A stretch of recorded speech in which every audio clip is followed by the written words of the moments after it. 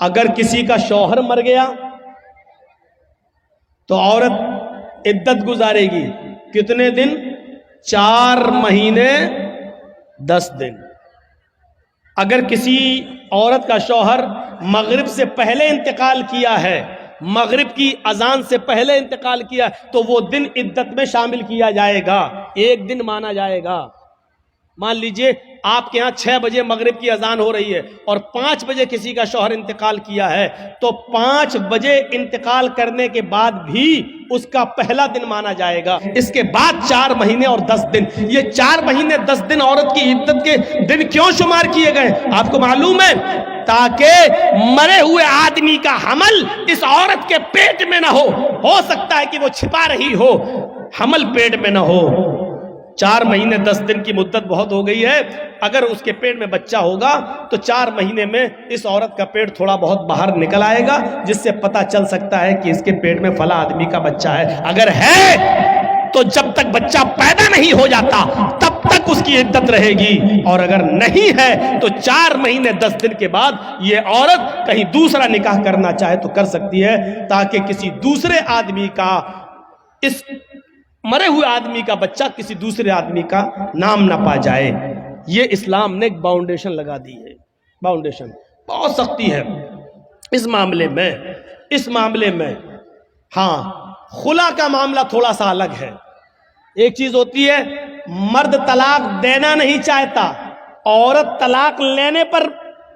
مصر ہے، نہیں ہمیں طلاق چاہیے، ہمیں نہیں رہنا تیرے پاس۔ مان لیجئے بہت سا شرابی جواری آدمی ہے، عورت نہیں رہنا چاہتی ہے اور آدمی اس کو طلاق نہیں دینا چاہتا، نہیں ہم نہیں دیں گے۔ ایسی صورت میں عورت خلا لیتی ہے۔ خلا یہ ہوتا ہے کہ قاضی کو بٹھائے گی یا 4-5 آدمی کو بٹھائے گی اور کہے گی کہ مجھے اس کے ساتھ نہیں رہنا ہے، آپ لوگ گواہ رہیے، میں خلا لے رہی ہوں، یہ طلاق نہیں دے رہا ہے، لہذا وہ قاضی نکاح فسخ کر دے گا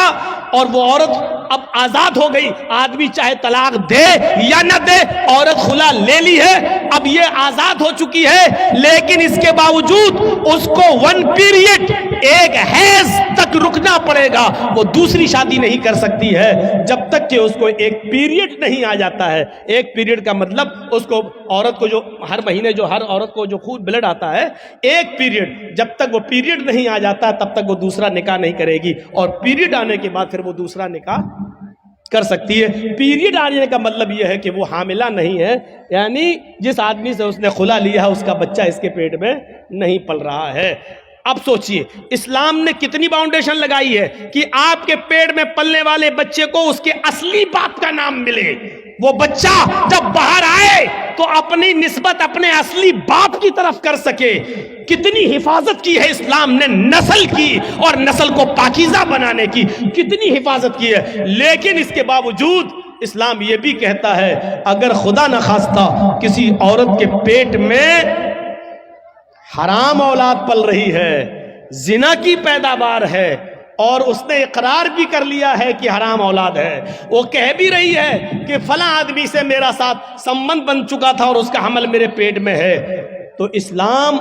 انسانیت کا وہ درس دیتا ہے کہ حرام اولاد ہونے کے باوجود اگر کسی عورت کے پیٹ میں پل رہی ہے تو پیٹ میں بچے کو مارا نہیں جا سکتا ہے۔ اگر اسلامی قانون کہیں ہے اور زناکار کی سزا پتھروں سے مار کے مار ڈالنا ہے، لیکن اگر وہاں یہ پتا چل جائے کہ اس عورت کے پیٹ میں بچہ ہے، اگرچہ ناجائز ہے، اگرچہ حرام ہے، تو اسلامی ملک بھی اس عورت کو سزا نہیں دے سکتا جب تک کہ بچہ پیدا نہ ہو جائے، کیونکہ غلطی اس کی ماں کی ہے، اس بچے کی نہیں جو پیٹ میں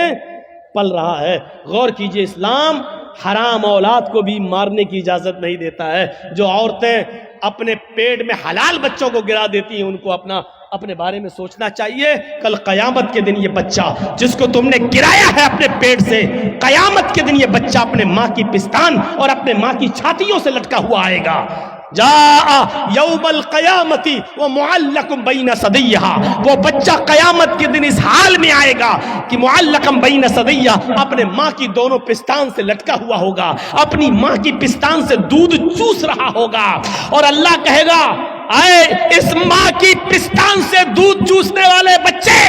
کیا تیری کوئی شکایت ہے؟ کیا تو کچھ بولنا چاہتا ہے؟ کیا تجھے اپنے رب سے کچھ کہنا ہے؟ اللہ اس کو زبان دے گا. وہ چھوٹا سا بچہ جو اپنے ماں کی پستان سے دودھ چوس رہا ہوگا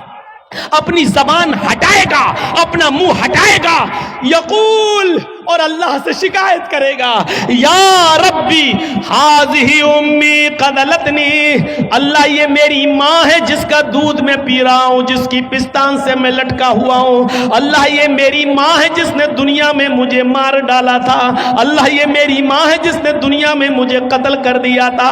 ہاذہ امی قتلتنی، اللہ یہ میری ماں ہے جس نے دنیا میں مجھے مار ڈالا تھا، اللہ یہ میری ماں ہے جس نے دنیا میں مجھے قتل کر ڈالا تھا، اے اللہ یہ دنیا میں میری نہ ہوئی تو اس کا مت ہو، اس کو بھی تو جہنم میں پھینک دے. اللہ رب العالمین پھر اس عورت کو جس نے دنیا میں اپنے بچے کا مرڈر کیا بنا کسی غلطی کے، بنا کسی پریشانی کے، اس نے یہ سوچ کر کہ 3 لڑکیاں پہلے سے، چوتھا بھی میری لڑکی ہے،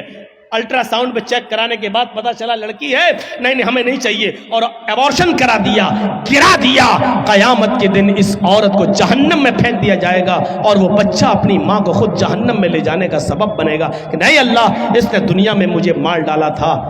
اسلام تو حرام اور ناجائز اولاد بھی گرانے کی اجازت نہیں دیتا ہے. یہ انسانیت کا احترام ہے، انسانیت کا احترام.